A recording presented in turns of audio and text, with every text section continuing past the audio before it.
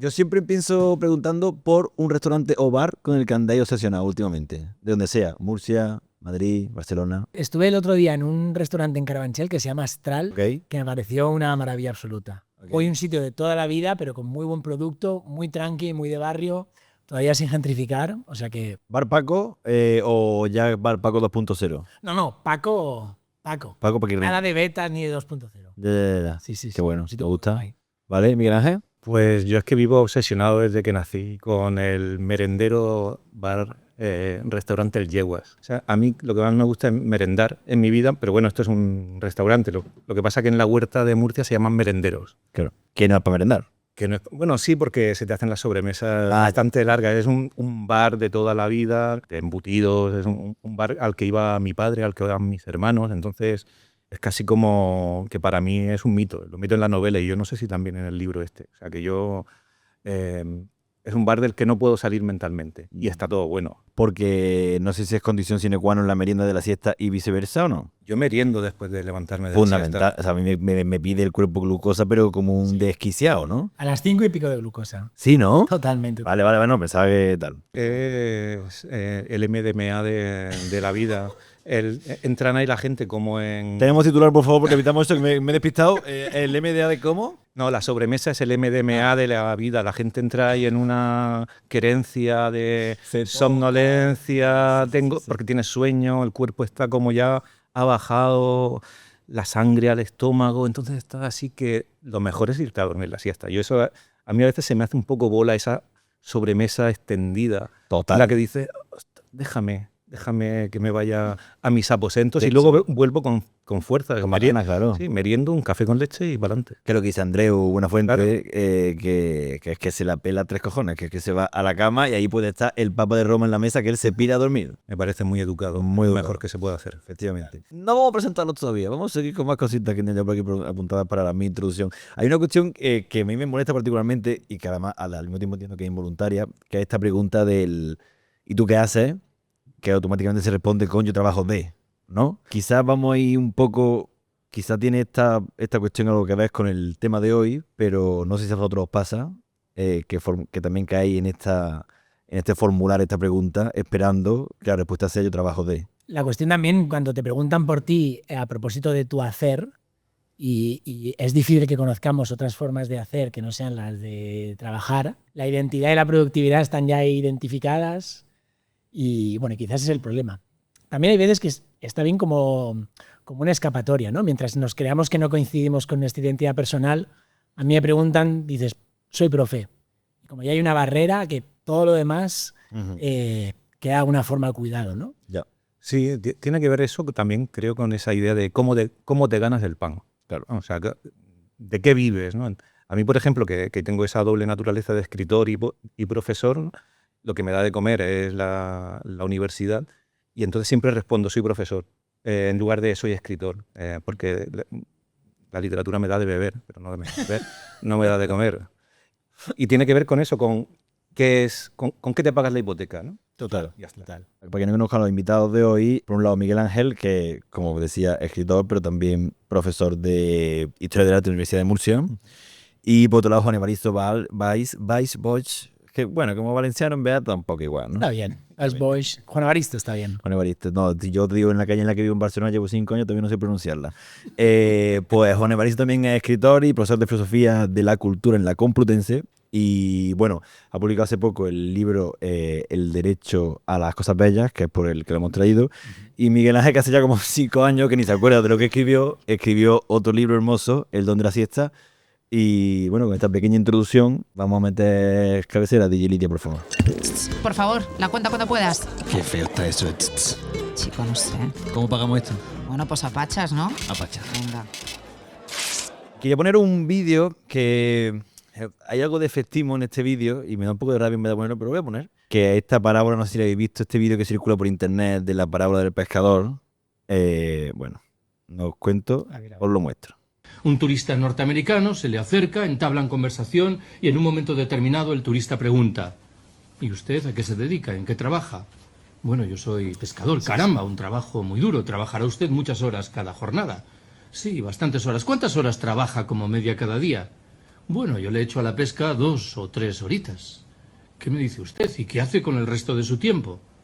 Vaya, yo me levanto tarde, pesco un par de horas, juego un rato con mis hijos, duermo la siesta con mi mujer y al atardecer salgo con los amigos a beber unas cervezas.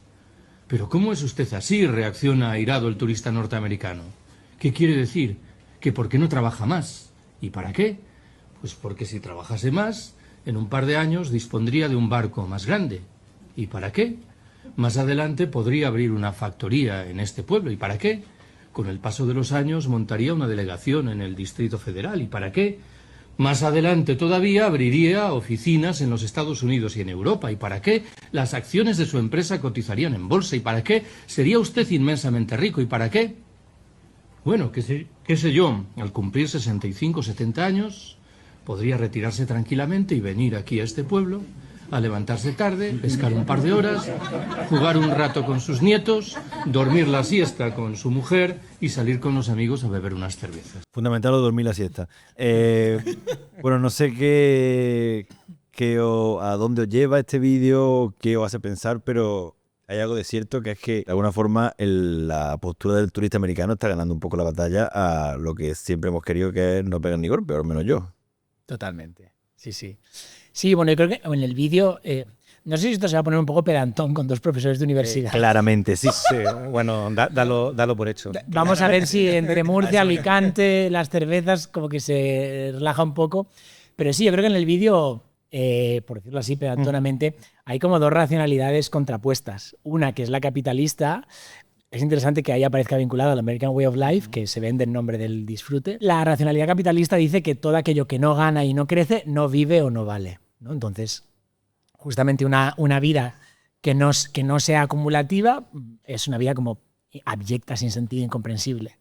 Y luego hay otra racionalidad, que es la holgazana, si se quiere, que entiende que la vida no tiene que ver con crecer ni con acumular. La vida tiene que ver con aprender a habitar. No con irse a ninguna parte ni crecer, sino con abrazar allí donde uno está, o con retomar la creencia en el mundo, por decirlo también un poco así. Y yo creo que el vídeo es tan divertido porque esas 2 racionalidades chocan. Y el problema es que hoy en día quizás estamos olvidando mucho la racionalidad holgazana y naturalizando, que esa es quizá la clave, esta otra racionalidad capitalista, ¿no? Sí, y es como el poner en la balanza qué importa más si el trabajo o la vida. Al final es o vivir para trabajar o trabajar para vivir, ¿no? Que es el pescador, ¿no? Trabajo lo mínimo para poder vivir o vivo para trabajar, ¿no? Yo creo que es un poco también lo que está ahí luchando, que es de qué lado cae la balanza, del lado de la vida o del lado del trabajo.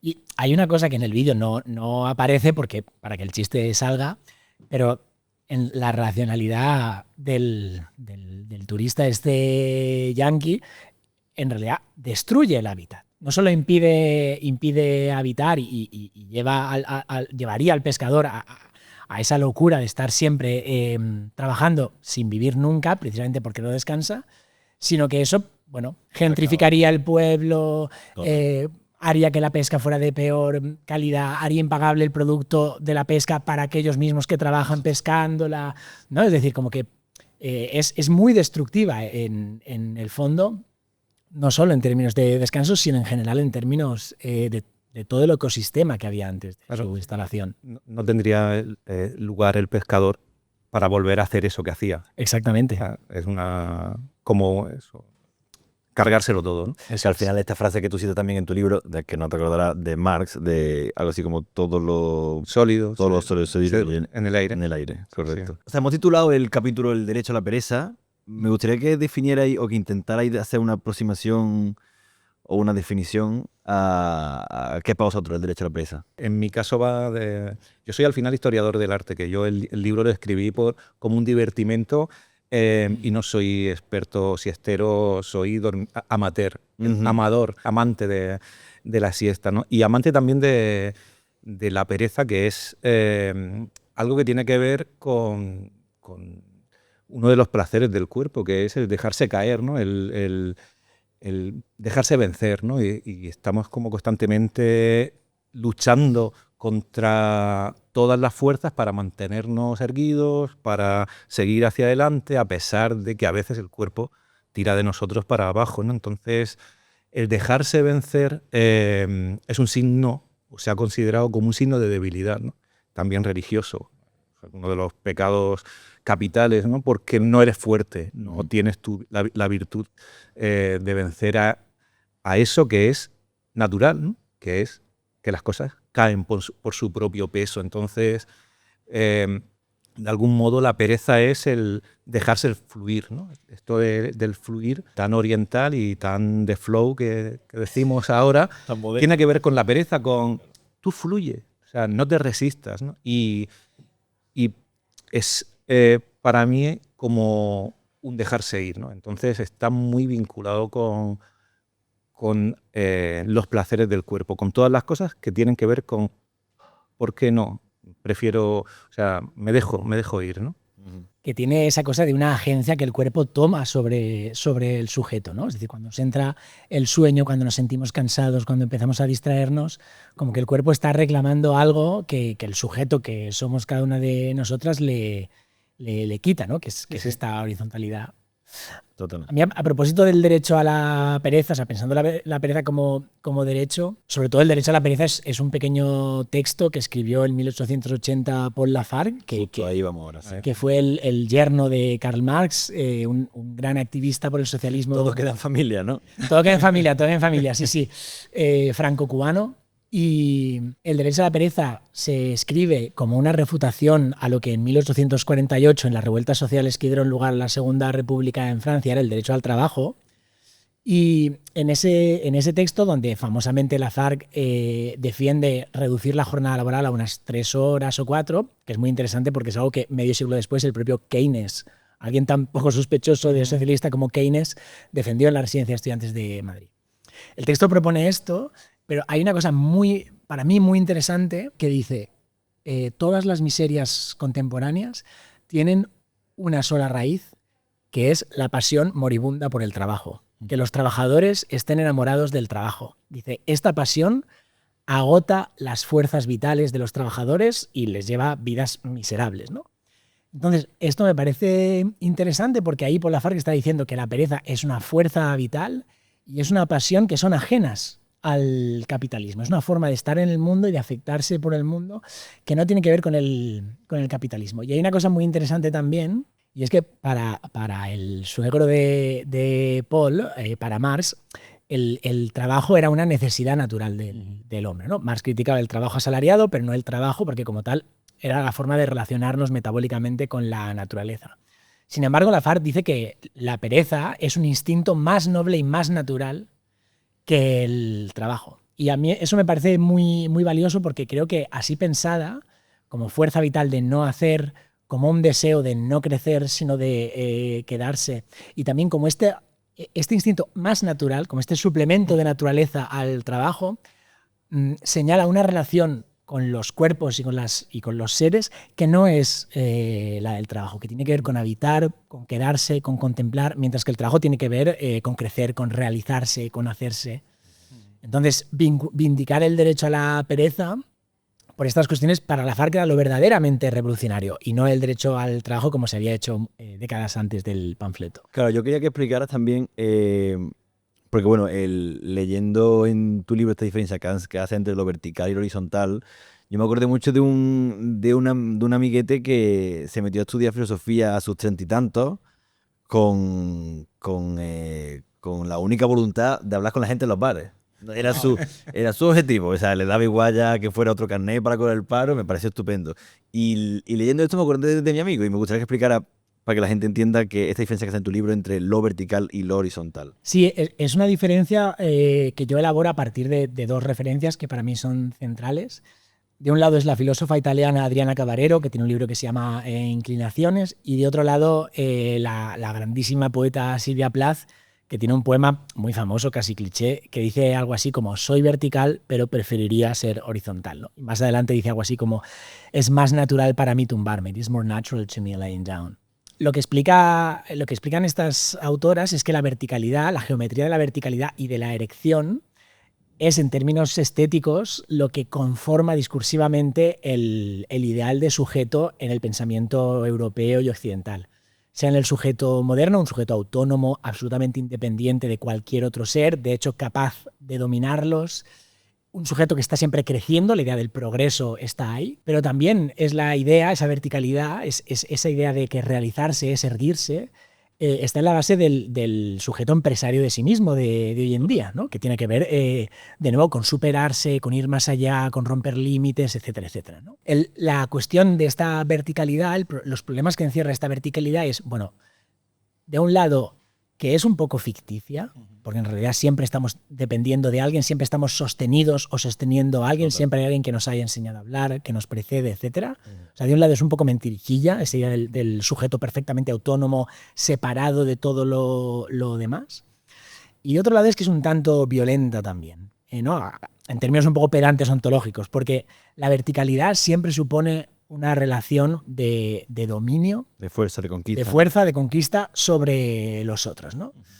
Entonces, bueno, es cierto que somos verticales, es decir, sí, tenemos que trabajar para vivir, tenemos que hablar una lengua, hay unos códigos que tenemos que compartir, por supuesto, pero, y esta es la gracia, se preferiría, que es muy bartheldiano también, pero preferiría ser horizontal. La horizontalidad tiene que ver con relaciones, al menos así lo propongo, guiándome por Cabarero y por Silvia Plath, que no son de dominación, que son de contemplación, que son de conversación, que son de cuidado. Es el momento, dice Adriana Cabarero, en el que el sujeto abandona su eje y sale al exterior, sale de sí mismo, ¿no? Es decir, es el momento del encuentro con los otros, con los demás, ¿no? De modo que, pese a lo que dijeran Kant y tantos otros ilustrados, parece que esa horizontalidad, esa pereza, es el comienzo de la ética, ¿no? Allí donde yo estoy a la escucha del otro, donde yo estoy preparado para que el otro venga o me abrace o me enseñe o me cambie, ¿no? Total.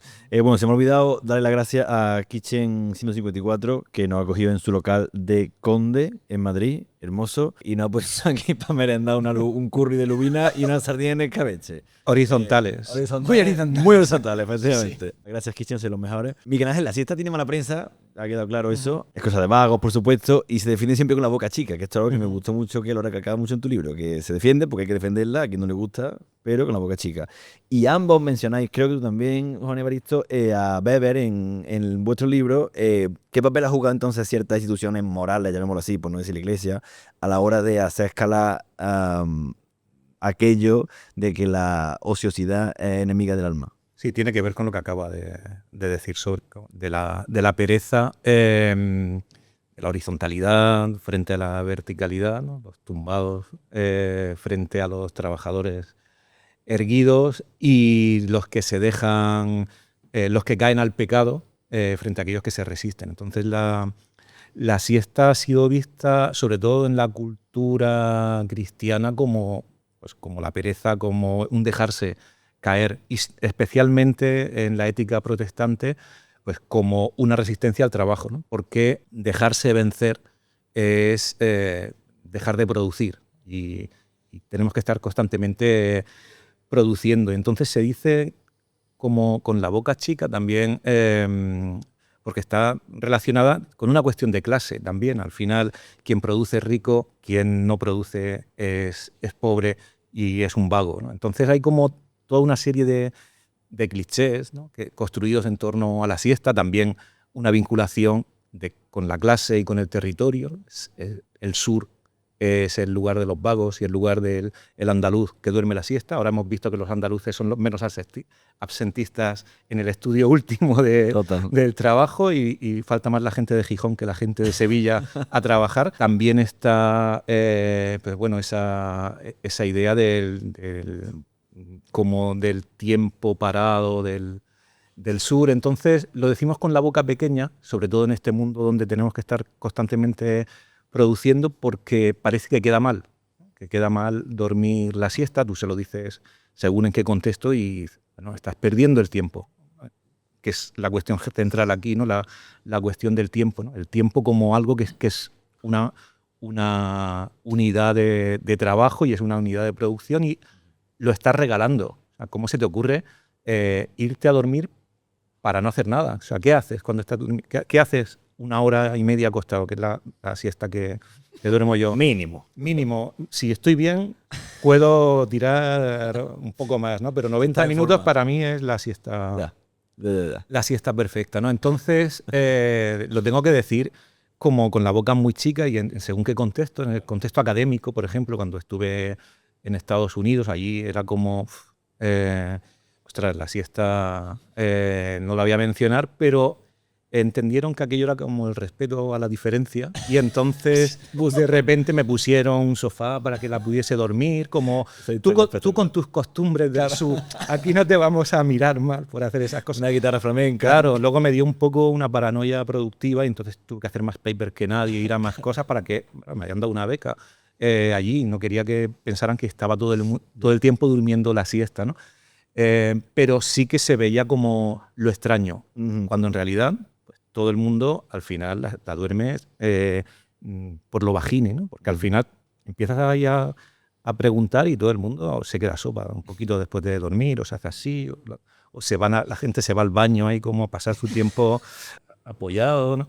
Entonces es algo que sí, se dice con la boca pequeña y tiene muy, muy mala prensa, o tenía, ¿no? Que es un poco la tesis de ese librito del Don de la Siesta, es que tenía mala prensa y sin embargo hoy se está produciendo, y eso tiene que ver un poco con la relectura y con también de ese derecho a la pereza, ¿no? Cuando se ha productivizado el derecho a la pereza, ¿no? Y en la actualidad ya ha dejado de tener mala prensa y se ha integrado un poco en las lógicas del capital y se ha dicho, bueno, si la gente va a dormir la siesta, pues a lo mejor podemos hacerlos más productivos, a lo mejor podemos hacerlo tagueable y que quede bien en cámara y lo instagramizamos y le sacamos rendimiento, lo mercantilizamos, ¿no?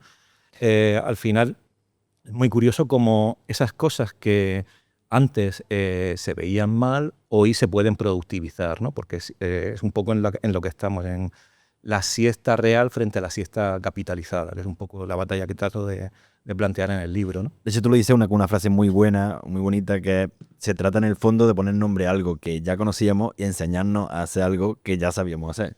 Bueno, eso es el coaching. Eso es que si tú te pones si lo puedes decir en inglés y con un hashtag, lo puedes vender. O sea, si lo puedes vender, pues no sé, puedes hacer napping, puedes hacer coaching, te enseñan a hacer molde, te enseñan lo que tú quieras.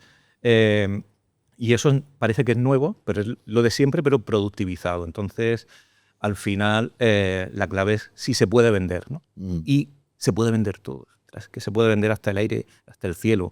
Entonces, pues al final, uno de los peligros hoy de la siesta es precisamente vencer a la integración de la siesta en el sistema, ¿no? Y yo por eso abogo por una siesta no productivizada, que no sea instagrameable, o sea, una siesta de nuca sudada, de baba, con la barriga ahí colgando, o sea, que no, por muchos filtros que tú le metas, no lo puedas publicar. Eso no queda bien. Claro. Eso no te sale en un reel. Claro. Lo pasas rápido. Sí, yo creo que la gracia de la siesta genuina es que es un poco el descanso a destiempo, ¿no? Es decir, es un descanso que en principio no puede incluirse como en el ciclo de la circulación capitalista, ¿no? Es producción, reproducción. Descanso teleológico, claro. Claro. Es decir, no es descanso necesario, ¿no? Y yo creo que eso revela muy bien el carácter de la pereza y de la siesta como desobediencia, ¿no?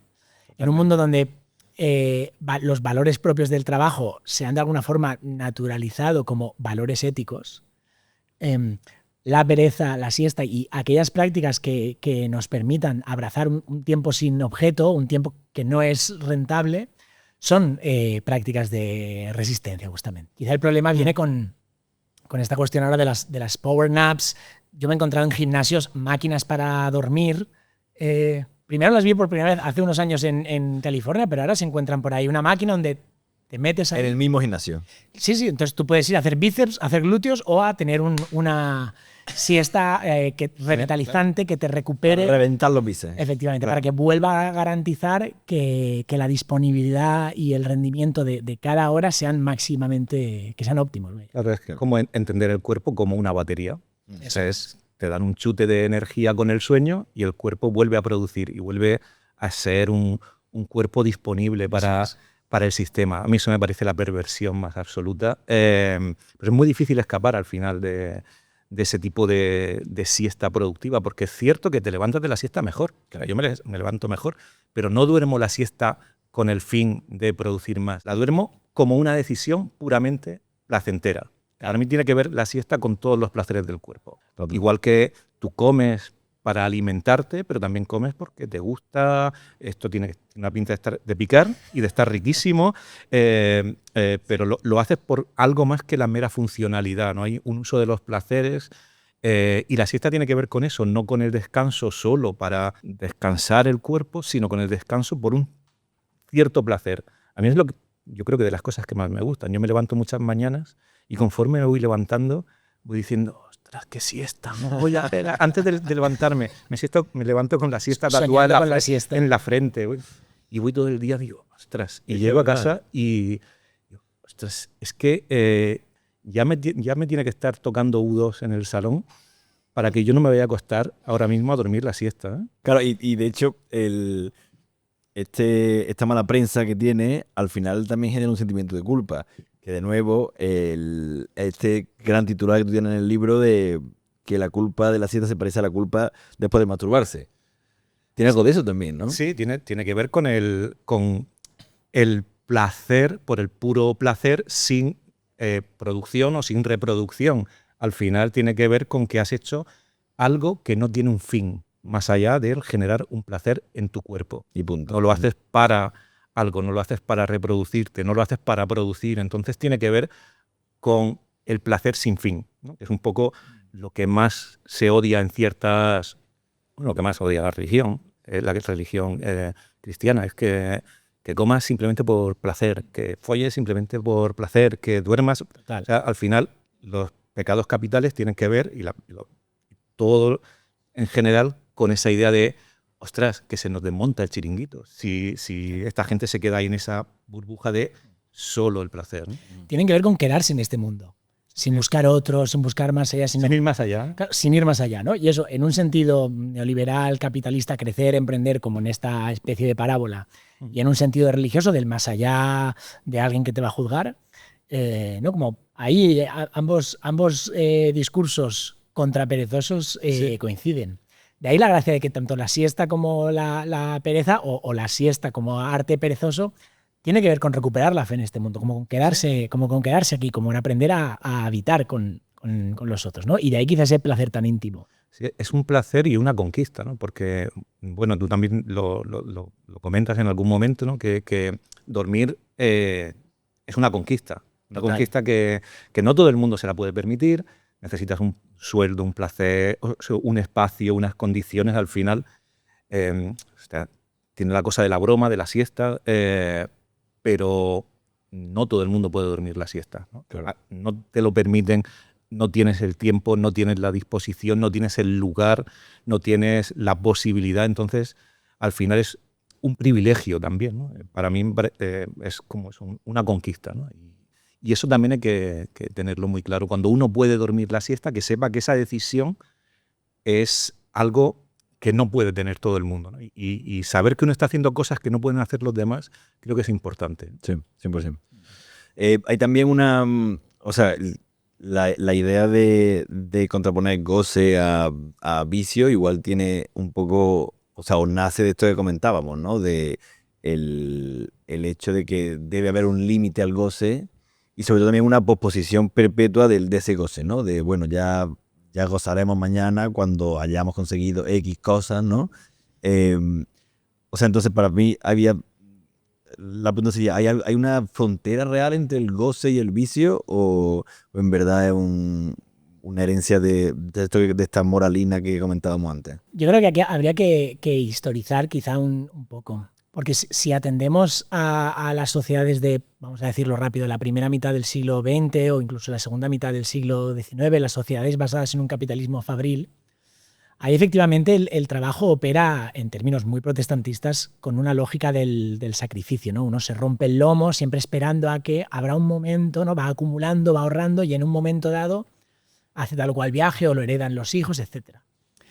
Y ahí efectivamente la pereza parece proscrita, el trabajador responsable es el que se va a dormir pronto, se levanta pronto, etc. Yo creo que esas cosas cambian cuando, más o menos a partir de los años 70, nos vamos moviendo hacia una sociedad del consumo que se centra en los servicios, que deslocaliza la producción, etc., ¿no? Ahí el imperativo principal, curiosamente, es el imperativo de gozar. Sigue tus supera tus límites, da la mejor versión de ti mismo, busca tus sueños y cúmplelos. Como que hay algo del capitalismo que, al funcionar gobernando nuestro deseo, nos hace a todos una especie de viciosos, ¿no? De hecho, el FOMO habla de eso, ¿no? El miedo a perderse algo, el miedo a dejar pasar una oportunidad donde uno podría haber disfrutado más, donde uno podría haber acumulado o consumido mejores experiencias. Yo creo que a ese respecto es interesante pensar otras formas de deseo, otras formas de placer que no tengan que ver como con esta acumulación. Y en ese sentido, la siesta y la pereza, que son todo lo contrario de la agitación, de la excitación y del consumo, para mí son interesantes porque dicen, no, o sea, en un mundo marcado por el exceso de positividad, donde todos tenemos que tener nuestra marca, nuestros seguidores, tenemos que destacar por algo, etcétera, lo que dicen estas prácticas con su afán de anominato es, prefiero quedarme aquí, prefiero no ir a ninguna parte. Entonces, ahí hay una forma de goce o de gusto que es muy, muy distinto a esta especie de placer esquizofrénico de estar en todos los sitios a la vez y consumirlo todo, ¿no? Entonces yo creo que uno de los desafíos sociales, ¿no? Hablabas de conquista social, tiene que ver con eso, ¿no? Con pensar imaginarios de vida donde haya un disfrute que no sea capitalista o capitalizable, ¿no? Que es esa cuestión. Sí. Al final ese arte del no es una especie de arte de la interrupción. Total. Decimos, hoy freno. Basta. Freno e interrumpo porque decido interrumpir, porque a mí esa parte de la siesta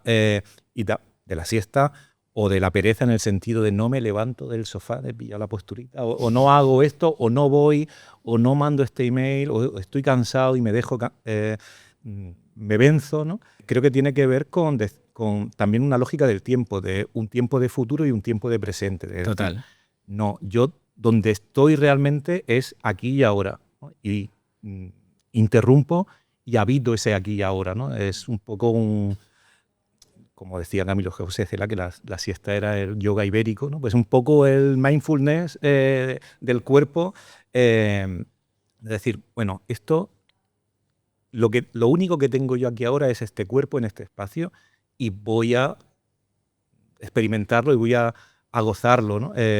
Sin esperar a eso que va a venir, ¿no? Entonces, tiene que ver con la interrupción de ese flujo constante del tiempo y ese estar constantemente pensando en algo que no está aquí, ¿no? Porque al final esa manera de pensar en la productividad como algo que va a llegar es muy fantasiosa. Es fantasiosa y genera una falta siempre, ¿no? Siempre hay algo que no está, claro. Siempre hay algo que falta y por tanto algo que tienes que ir a buscar. Mientras que cuando te dejas vencer, bien sea porque intuyes que ese algo hoy no lo vas a encontrar, o que no te importa, o que te ha dejado de importar durante un momento, ¿no?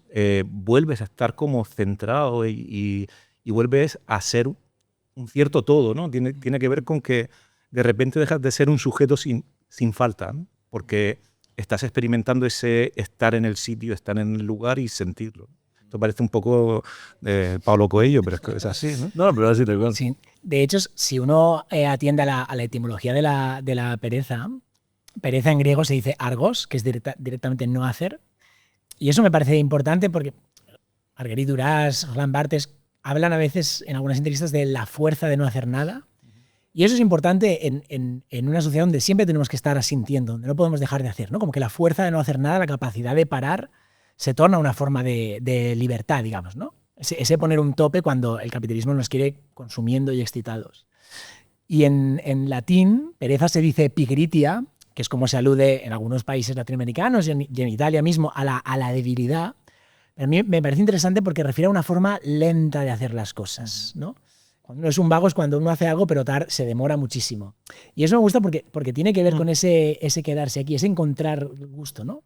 Es decir, no es lo mismo cuando uno escribe porque tiene que entregar un paper que cuando uno está escribiendo porque quiere pensar algo, está haciendo una carta.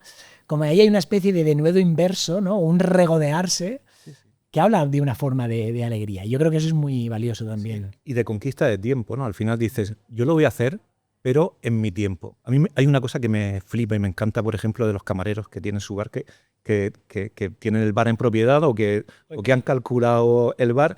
Y una cerveza, se echan la suya, se la beben. Es que yo iba a un bar que el hombre decía, cuando yo pueda. Butragueño paraba el tiempo, pero este payo detiene el mundo.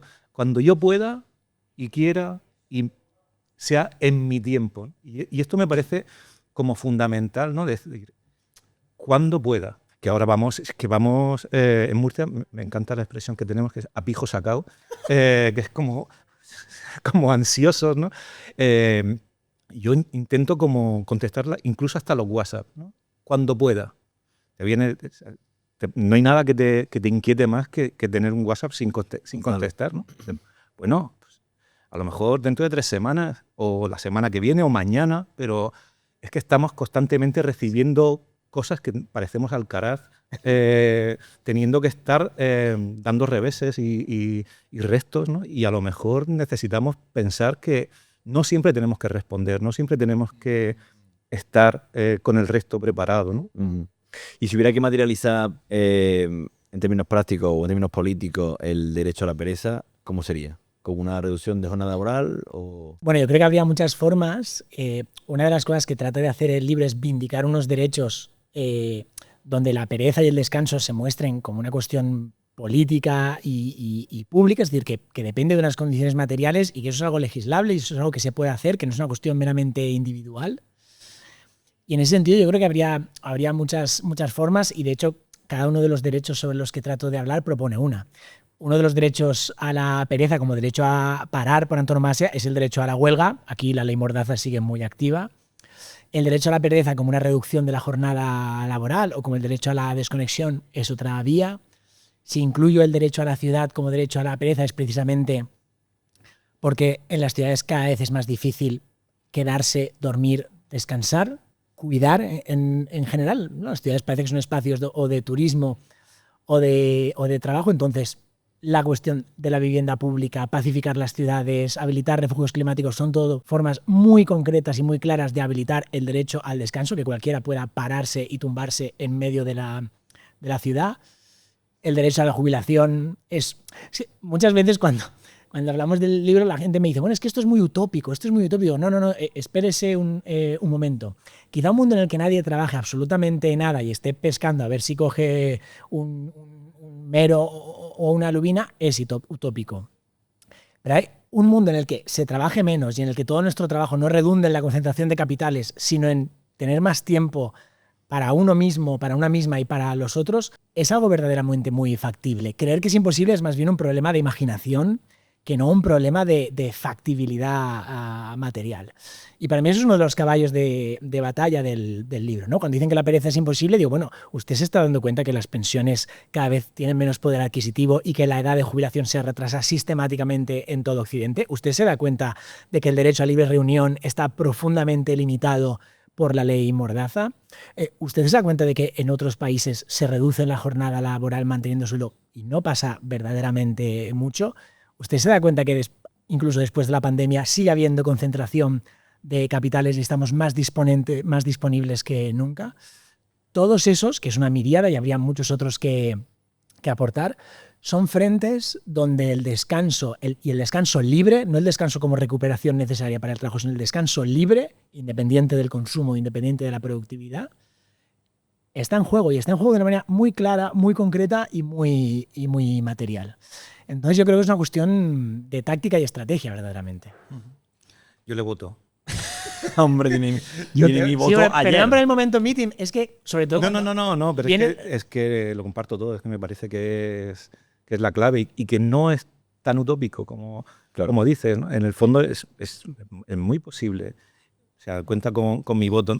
Creo que lo que no debería hacerse, o la contraparte a lo que comenta él, sería la integración de la siesta en las lógicas productivas, ¿no? Por ejemplo, dices que pongan en las fábricas lugares para dormir la siesta, que pongan en las oficinas lugares para irte a descansar, ¿no? Que a mí me parece la lógica más perversa, que conviertan la oficina en tu casa, ¿no? Uh-huh. Ya hemos convertido las casas hoy en oficinas, ¿no? Y conviertan también la oficina y el tiempo de descanso en tiempo de estar ahí como disponible.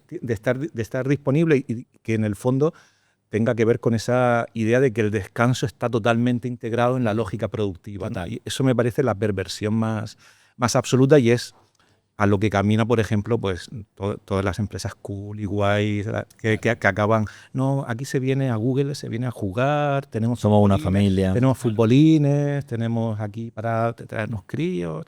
¿Sabes? O sea, tú vives ahí, ¿no? O sea, no estás trabajando, se genera la idea de que ese tiempo no es tiempo de trabajo, sino que es tiempo de vida. Entonces ya estás metido totalmente dentro de esa espiral donde no sabes, no puedes distinguir entre esos tiempos. Y a mí me parece que lo ideal es una reducción de jornada y que el tiempo que tú tengas para ti sea tiempo de vida y no un tiempo productivizado, ¿no? Aunque luego ese tiempo de vida, por supuesto, acaba siendo productivizado, que creo que es un poco el último giro perverso también de este momento, ¿no? La productivización de la pereza. Total, absolutamente. El capitalismo del descanso, Claro, la industria del wellness. Que es lo que Lafarge no imaginaba cuando decía que el ocio era a lo que aspirábamos, y ahora estamos capitalizados en el ocio, ¿no? Al final, cuando estás cambiando serie, moviendo, o sea, estás en el fondo dándole de comer al algoritmo, estás produciendo, no estás descansando, ¿no? En el fondo, hoy es muy difícil encontrar esos espacios que no están productivizados, porque incluso hasta el aburrimiento pues, es algo, bueno, que estamos generando contenido constantemente, o dándole al scroll, estamos generando información sobre nosotros, no estamos no haciendo nada y no generando nada, ¿no? Es muy difícil no generar nada, ¿no?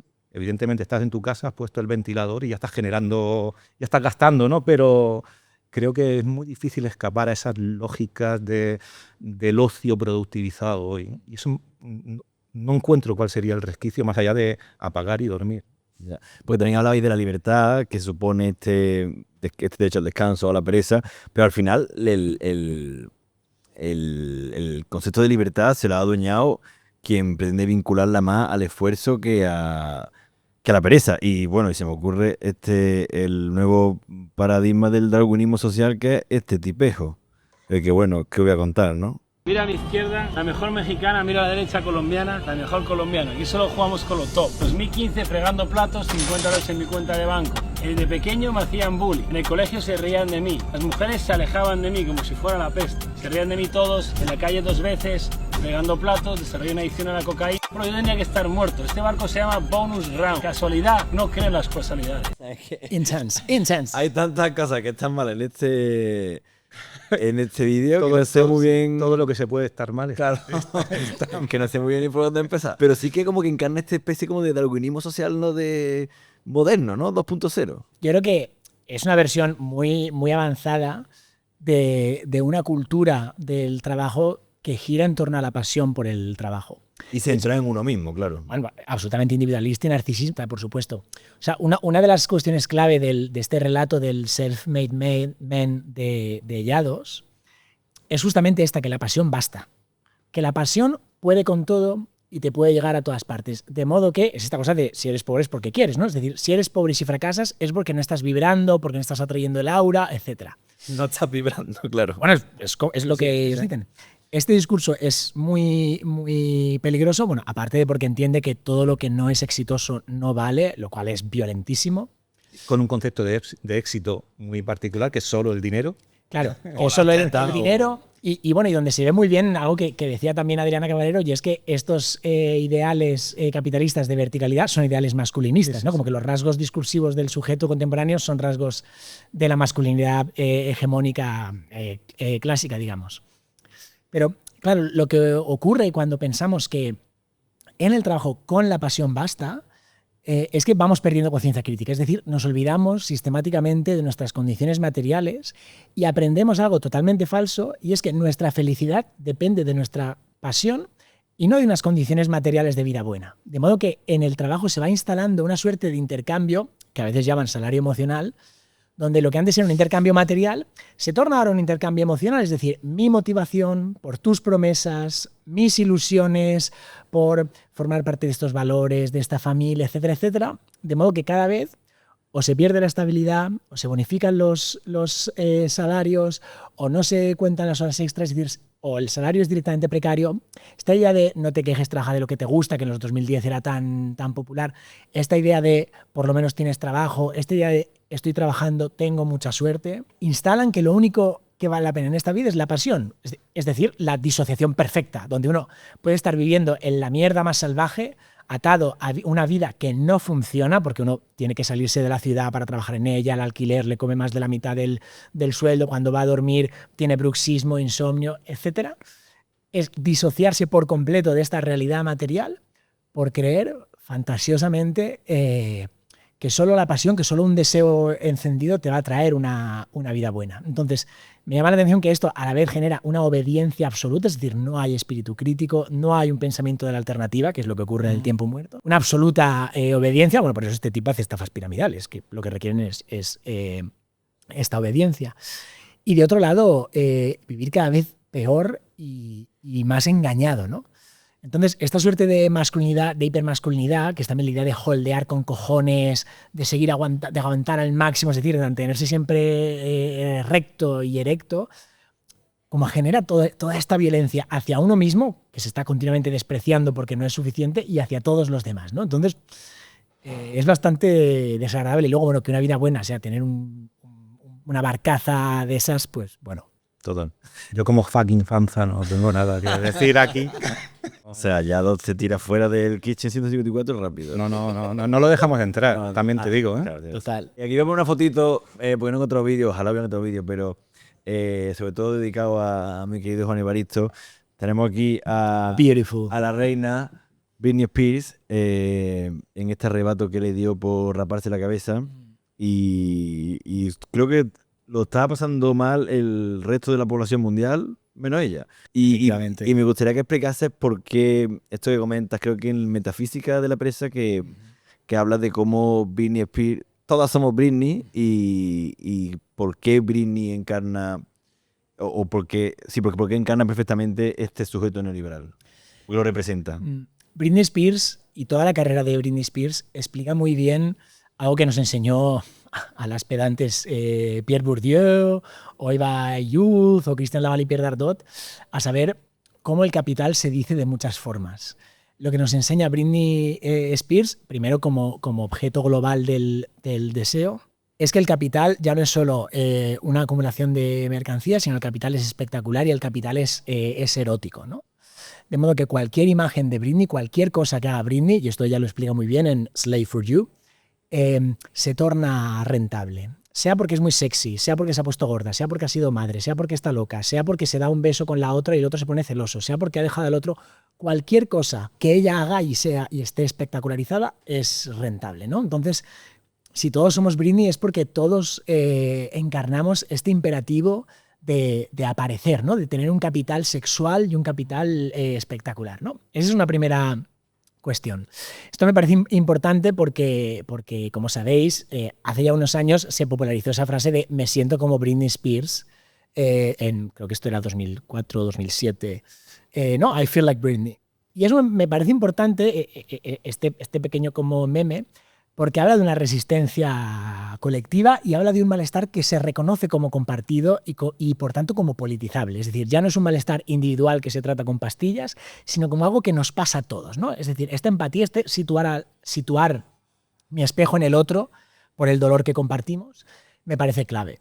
Cuando Britney Spears dice a tomar por saco todo, ya estoy harta de todo, el rapo, va a la peluquería, pide que le rapen, la peluquera se niega, dice, pues te vas a entrar tú, y feliz se rapa y luego incluso va a pegar paraguazos a los paparazzis, es un episodio que yo comparo mucho al final del Club de la Lucha, ¿no? Una de las cosas que ocurre al final del Club de la Lucha es que el tipo sale de su disociación, se une románticamente, aquí un poco de heterodrama, con Bohan Carter y los dos ven cómo se detona y cae el símbolo de capital financiero que es un banco, ¿no? Es un final feliz con un edificio estallando.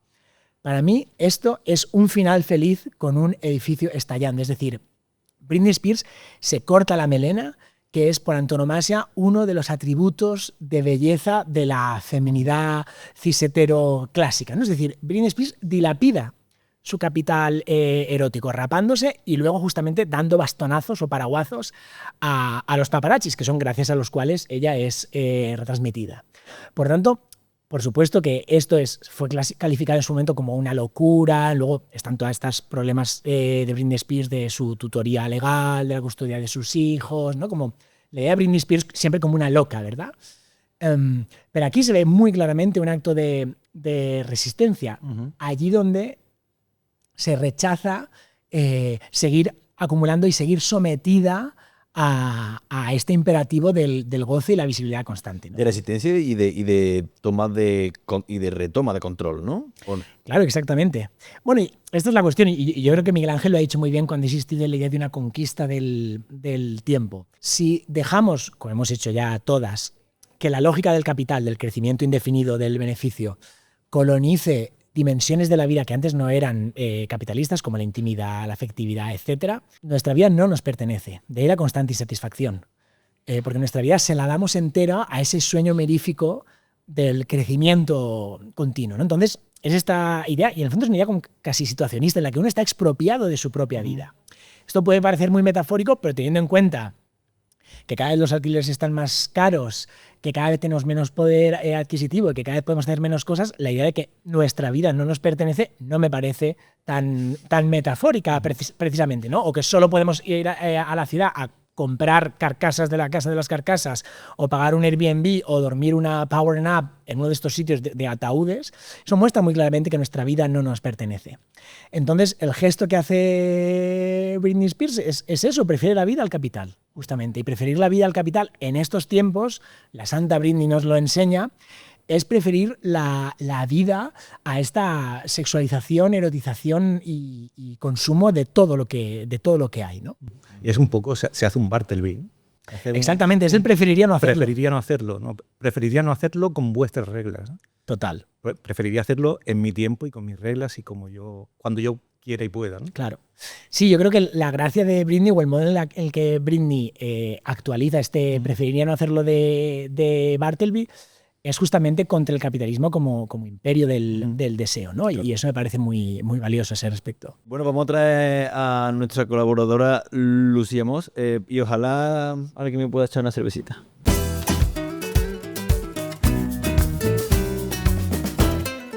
Lucía, cuéntanos, ¿qué tal, querida? ¿Cómo estás? Pues muy bien, aquí en mi sección que no has presentado, que se llama La Sobremesa. Pero tienes razón. Digno precedente necesario a la siesta. Perfecto, es correcto. Sí. Yo no tengo ni idea de lo que va a hacer hoy y esto me gusta. Libertad editorial. Por favor. Vengo con un juego. Sí. Sí. Bien. Lo he llamado Distopías capitalistas, realidad o ficción. Y entonces lo que he hecho ha sido como conectar con la parte más oscura de mi mente y hacer un poco de investigación también. Entonces he traído negocios que hacen dinero con el ocio, el placer, el descanso. Algunos son reales y otros salen de lo más terrible de mi subconsciente. Entonces, la gracia del juego es que vosotros adivinéis si esto existe o no. Bueno, antes de empezar, 2 disclaimers. 1, como la realidad siempre supera el surrealismo, a lo mejor me he inventado cosas que existen. Entonces, bueno, que si algún oyente del programa dice no, esto existe en algún lugar horrible del planeta, que nos lo haga saber, por favor. Y el segundo disclaimer, esto no son ideas para gente con mentalidad de tiburón, las que me haya inventado. Y si se dan, pues que me den comisión. Ya está. Entonces voy a empezar con la primera. Repito, tenéis que adivinar si son reales o si me los he inventado. ¿Yo también puedo jugar o solo el...? Puedes jugar o solo te pase el guión. Adelante. Vale, el primero es locales de siesta, que se han mencionado antes, con cápsulas para dormir en vertical. Ay, la puta. En vertical, yo creo que eso es absolutamente verdadero. Yo no tenía conocimiento de todo lo vertical. ¿Pero que las cápsulas te las metes dentro? ¿O qué? Tú no, dentro tú de una. entras en una cápsula. Vale. Te metes la siesta por el culo. Había entendido que así, para poder dormir sin caerse, ¿eh? Esa es la buena. Eso es lo que dice, que es lo que propone. Puede ser. O sea, la pesadilla de hoy es el superávit de mañana, ¿no? Sí. Yo digo que es falso. ¿Falso, verdadero? Sí. Lamentablemente esto existe. No me digas. Existe. O sea, hay siesta bars, nap bars, se llaman así, en diferentes ciudades, entre ellas Madrid, Nueva York. Pero en Tokio hay uno, siempre hay algo loco en Tokio. Hijo de puta. Absolutamente siempre. Que se llama Nescafé Swimming Café Harajuku. Que tiene... Huye de allí. Standing pots, que suena mucho mejor que cápsulas verticales, de una marca que se llama Giraffe Nap, me gusta. que permite una siesta rápida en posición vertical, pero con soportes para brazos y piernas. Y en las fotos, hay una foto, ¿Qué creo. dices? Sí, ahí se ven, hay 2 modelos, uno más mono y otro más distópico. A mí me gusta el distópico, puestos a la devastación. Parece una ducha. Sí, Y entonces, Es que parece una ducha. sí, una cápsula de crionización. Total, De sí. criogenización, sí, sí. Te mandan a Marte. Ojalá quien esté escuchando el podcast en Spotify o cualquier otra de las múltiples plataformas se ponga el vídeo, porque estoy digno de ver. sí. Y diréis, ¿por qué en vertical? ¿Solo por fastidiarnos más? No, porque defienden ellos que dormir de pie previene dormir demasiado profundamente. ¿Quién querría eso? No es por economizar espacio, ¿no? No. Ya. Y entonces dice, si duermes en vertical, solo entras en la fase 2 del sueño, mientras que si duermes en horizontal, pues lo mismo, duermes demasiado bien. Claro. Y esto me ha encajado con lo que comentaba Miguel Ángel antes de entender el cuerpo como una batería. Entonces esto sería pues una carga rápida. Sí, una carga rápida por detrás. Así como ya te quedas... Curioso también que es solo a partir de la siguiente fase que se puede soñar. Y no es por ponerme muy poético, pero yo creo que la gracia de la pereza y de la siesta es que se habilita una alternativa, ¿no? Como que pensar y parar van de la mano, ¿no? Que como ahí es una siesta que está perfectamente absorbida porque está lista para reproducir el sistema conocido. Es una siesta que no para. Exacto. O sea, es una siesta. De hecho, me resulta raro que no los hayan puesto a generar energía con las piernas, que se pueda mover y ir cargando el móvil mientras. El móvil con el enchufar culo, ¿no? Claro, yo creo que sí, porque eso genera como en Matrix, ¿no? Estás generando energía mientras duermes. No, pero me parece muy guapo lo que dices, de que al final es una siesta que no sé si no alimentar, por lo que estás descansando en esa siesta, en fin, es como muy perverso. Como un círculo vicioso muy perverso.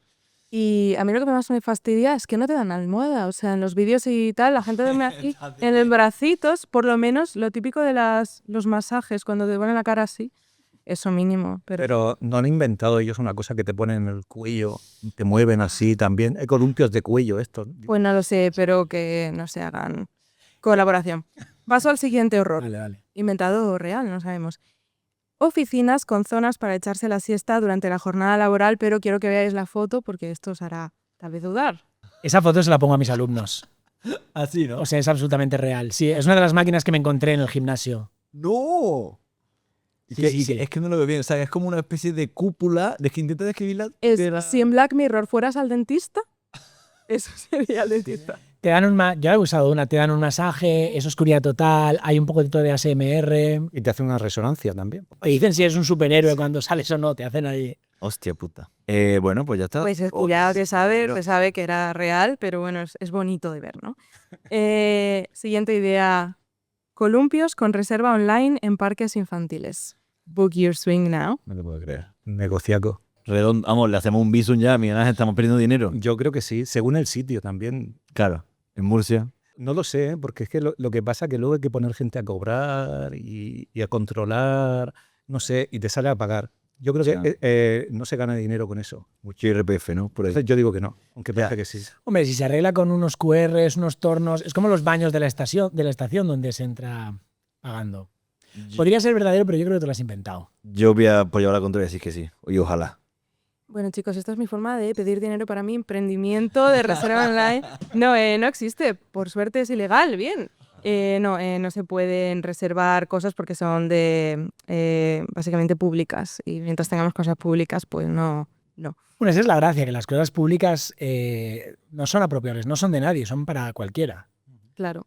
Lamentable, esto hay que rentabilizarlo. Claro, se está perdiendo perras. Me hacéis bizum y yo lo monto. Y ya la última, venga. Playas de pago con tarifas diferenciadas para residentes y turistas. La foto es un poco más como inspiradora. O sea, teniendo en cuenta que ya en el apagón Bad Bunny hablaba de esto y de que, bueno, yo esto lo he visto en muchos sitios como en Italia. En Alicante hay muchas playas a las que solo se accede por los hoteles, que es una forma sibilina de habilitar lo mismo. O sea, había un artista por ahí que decía nobody owns the beach, a nadie le pertenece la playa. Eso tristemente es falso, tan falso como que dormir es gratis. Así es que creo que es dolorosamente real esto que nos has puesto. Sí. Yo creo que también, tristemente. Tienes toda la pinta. Sí, tiene toda la pinta de que en el sur empecemos a poner en Murcia ya. ¿Y usted? Yo digo que es verdadero, yo lo he visto en Italia, vaya. En principio, en España me lo he inventado. También si queréis poner pasta, me avisáis. Pues Pero- corta que te cogen la idea ya, ¿eh? A ver. Dice la ley de costas que todas las playas son de dominio público marítimo terrestre y por lo tanto de acceso libre y gratuito. Entonces, bueno, es verdad que puede haber concesiones a establecimientos, hostelería, tal, incluso playas artificiales privadas, pero en principio, salvo que haya investigado mal o sea demasiado ingenua, no existe en España. Qué pena que... Claro, yo creo que en España la vulneración de la ley de costas, la especulación inmobiliaria y recalificación de terrenos como que genera una laguna y legaliza lo que es ilegal, ¿no? Porque si a una cala solo se puede acceder a través de un hotel, otras formas de acceder, sea nadando o escalando la roca, pues ese acceso está vedado. De facto. De facto, el acceso está vedado, ¿no? Entonces, si lo que no está permitido de derecho está prohibido de hecho, pues lo mismo da, ¿no? Y ahí yo creo que la pereza, el descanso, la siesta como que comporta una reflexión integral, ¿no? Sobre la ciudad y sobre cómo vivimos juntos, ¿no? Porque es una cosa más material de lo que pensamos. Y ahí la prueba. La siesta en la playa, os he hablado de esto también. Vamos a acabar, bueno, ahora cuando estemos acabando el episodio vamos a mencionar tipologías de siesta, sí. A ver, el juego tiene una segunda parte, estos serán los negocios. He hecho lo mismo con términos chulos en inglés. Algunos existen, algunos me los he inventado, ¿vale? Entonces, son términos guays que romantizan el trabajo, la productividad constante, no desconectar jamás, la precariedad o simplemente le ponen nombre que suena guay a algo que hemos hecho siempre. Voy para allá. El primero, os leo las definiciones. Nesting, del inglés anidar, de nido. Es el placer de disfrutar y refugiarse en el propio hogar, creándolo como un espacio acogedor y cómodo para relajarse, desconectar y realizar actividades placenteras dentro de él. O en otras palabras, quedarse en casa. Sí, ya, ¿Esto existe o lo he acuñado? Yo creo que Seguro, existe. seguro. Yo voy a decir que existe. Sí. Seguro. Tenéis razón, sí existe. Obvio. Es bueno, esto también ha tenido muchas críticas de, estoy romantizando que la gente no tiene dinero para con su ocio salir a hacer cosas. Que esto del nesting, de quedarse en el nido, de quedarse en su casa, tiene que ver con lo que has dicho, con no poder hacer otra cosa. Pero también cada casa es de una forma. Quiero decir, cuando vives en un estudio de 10 metros, donde los pies de la cama casi chocan con el horno o con la ducha, pues ahí el nesting es una cosa. Se llama prisioning. Y se llama efectivamente jailing, prisioning. Y si tienes una terracita, una piscina, si tu casa es grande, pues hombre, ahí el nesting es bien gustoso, claro. Sí, vacacioning, claro. Sí. Sí, como en el confinamiento que había gente que está genial y algunos pues nos volvíamos loquis. Siguiente. Por favor. Grass Repetitive Touching, GRT. Traducción literal del inglés, tocar hierba repetidamente. Práctica pautada, medida y repetitiva que consiste en salir a tocar hierba, césped o plantas físicamente con las manos o cualquier otra parte del cuerpo con una periodicidad y duración predeterminadas, es decir, salir varias veces al día, semana, año, lo que sea, a tocar hierba. Esto suena tan hippie que me da asco. Ojalá sea mentira. El hugging de los árboles. O sea que El primo chico, claro. podría ser. Lo de la repetición, a lo mejor. Ay, Me deja. Yo diría que no. Pero por la repetición. Porque si fuese solo el grassing, esto. Seguro que sí. A mí es cierto que el término me suena un poco de inventada cósmica, no me suena muy anglo. With due respect. Entonces yo diría que es muy, muy falso, aunque podría ser absolutamente verdadero. Sí, esto inventada cósmica. es inventada cósmica, lo más horrendo que se me ha podido ocurrir. Pensé que iba a colar, estoy muy triste. No, pero no he acordado por todo en general. Pero las siglas. Ahí sí. Muy bien. Si hubiera sido solo las siglas. Claro. Sí. claro. Sí, es casi el Get Ready With Me. Sí, que- sí. Eso. Ojalá yo escriba un artículo sobre esto, lo saqué de contexto. Bueno, me encantaría. Siguiente, el multiresting, traducción literal, multidescanso. Combinación de diferentes tipos de descanso a la vez para optimizar el uso del tiempo. Por ejemplo, dormir mientras te das un baño, ver una peli durante un masaje o escuchar un podcast mientras lees un libro. Hostia, eso tiene toda la pinta de ser verdad. No, yo creo que es mentira. No, pero vamos, que si no hay que hacerlo ya. Multiresting. O sea, la idea es que está el multitasking. El multitasking tiene que ver también como con el FOMO, como cuando ves una película y pides una pizza y estás scrolleando, y entonces hacer un multiresting. Es que como solo puedes descansar de un modo, es que no sé, Claro. Es que descansar el descanso no admite planes. Yo creo que esa es la gracia del descanso poderoso. voy a decir que es mentira porque quiero que no sea verdad. Puedes descansar de 2 formas durmiéndote en el cine y encima has pagado. Pero sí, me lo he inventado. Hija puta. Y ya el último, venga. Venga, va. vámonos. Staycation, del inglés stay, quedarse, y vacation, vacaciones. Tendencia que consiste en disfrutar de unas vacaciones en el propio hogar o en sus alrededores cercanos en lugar de viajar a un destino lejano. Hay que ser rata peluda para inventar. Eso existe, por supuesto. Eso, bueno, Sí, sí existe. yo también creo que sí. Absolutely true, yeah. Absolutamente. Absolutely true, y lo he hecho. Sí. Sí, yo creo que este agosto más de uno lo vamos a hacer cuando vemos la cuenta después del palo de Hacienda. Claro, aparte son vacaciones que nunca se planean, porque dice, me toca, Me toca. me ha tocado, Me toca. me ha tocado, lo hice ya en pasado, me ha tocado. Voy a ver la reposición del cine de verano. Que de hecho, no sé si tú recuerdas, es que me he acordado al mencionar de la sigla, en tu libro hay unas siglas que utilizan los entrenadores de alto rendimiento. ¿Cómo eran, te acuerdas? CRP, algo Sí, así sí, como de pero- Periodos de recuperación. periodo de controlada. PRC. Sí, que era eso, para no decir que se van a dormir la siesta. Y claro, le ponen las siglas y ya parece que te están enseñando a dormir. Que es un poco lo mismo ponerle nombres a cosas que ya sabíamos que hacíamos. Pero ahora en inglés, es que claro, en inglés. Vamos a pedir la cuenta, por favor, y vamos qué significa es el impasse del fin. Gracias, Juanita, máquina. Entonces, bueno, tú ya lo tuyo liquidati con tomate. Sí, hecho. No tengo más horrores ocultos, ¿no? Lo del multiresting me has dejado roto. Y bueno, por ir acabando, por cerrar de alguna forma, queremos saber vuestro modo de siesta. Yo sé que el tuyo, tu modo de siesta favorita es pijamazo, cama, persiana bajada. He introducido los geles de placer. Los geles, no. No, he introducido el antifaz en mi dieta de siesta. Miguel Ángel ya no sabe si está en una siesta o en un club swing, el hijo puta, ¿eh? No. Esa es, la mía necesita la persiana y de hecho Se pegue. escuchar esa persiana que molesta al vecino de rata, o sea, que haga así plas, y es como la claqueta vuestra, ¿no? Plas.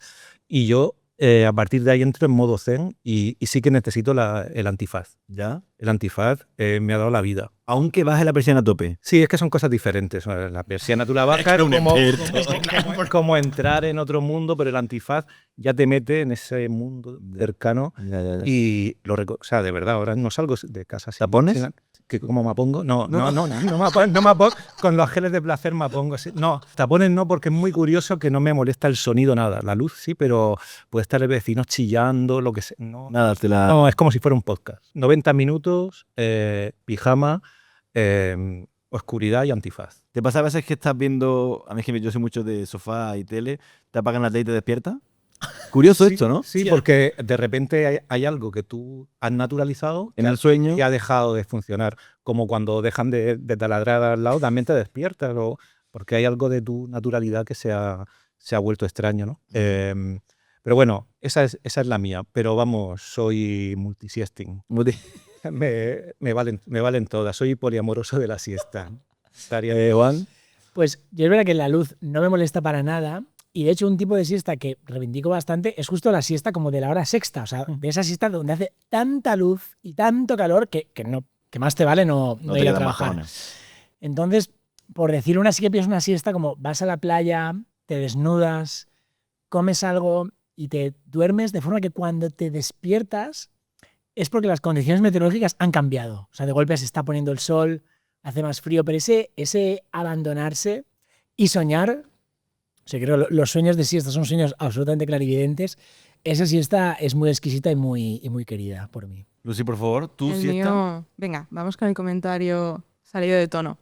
Como un polvo. Inesperado. follar en la siesta. Inesperado, espontáneo. Y si te deja como una contractura después, es que ha ido muy bien. Guau, tremendo. Tremenda jefa. Ha ganado. No, Has ganado totalmente. O Sí, sea, sí, Bueno, sí. ¿y la tuya, Antonio? Continúa. Yo ya he dicho, sofá y tele.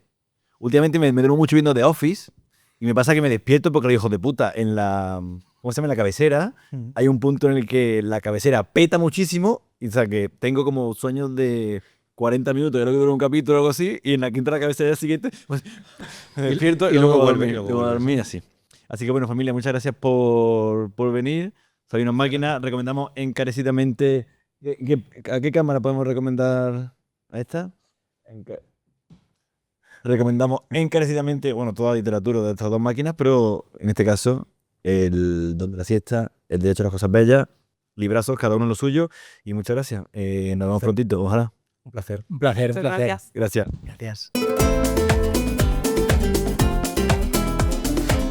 La vuelta al cole viene bien dura para nosotros también, así que te dejamos planes variados y de nicho de los que nos gustan para que tengas mucho donde elegir este inicio de septiembre. El 6 de septiembre, Festival Femiñetas de Autoedición y Cultura Gráfica Femenina en la Fabra i Coats. Del 3 al 7, Korean Film Festival en el Cinema Girona. Y el 13, Fiesta Electrónica en la nueva Sala La Mercedes, antigua fábrica de San Andreu, con maratón del DJ bosnio Solomon. Durante todo el mes, los museos y teatros irán estrenando sus propuestas de otoño, pero de momento te recomendamos que vayas al DUP, que seguirá cogiendo la expo sobre Miguel Milá, diseñador, entre otros, de los bancos del metro de Barcelona. Para acabar, bien cerquita, un plan algo más popular, las fiestas de barrio del Poblenou, que recogen el testigo de las grandes fiestas de barrio del verano y nos invitan a festejar y olvidar que el verano ya se acabó. Arranca septiembre en Sevilla con planes musicales. Judeline, Art de Bogotá o Amaral, entre otros, sonarán en el PopCac a lo largo de este mes y harán lo propio Rosalén o Derby Motoretas en el Festival del Patio. Proponemos además 2 escapadas, la Feria Medieval de Alanís del 29 al 31 de agosto o subir a bordo del Tren de la Luna, que ha programado sus rutas nocturnas en Río Tinto los días 5 y 6 de septiembre.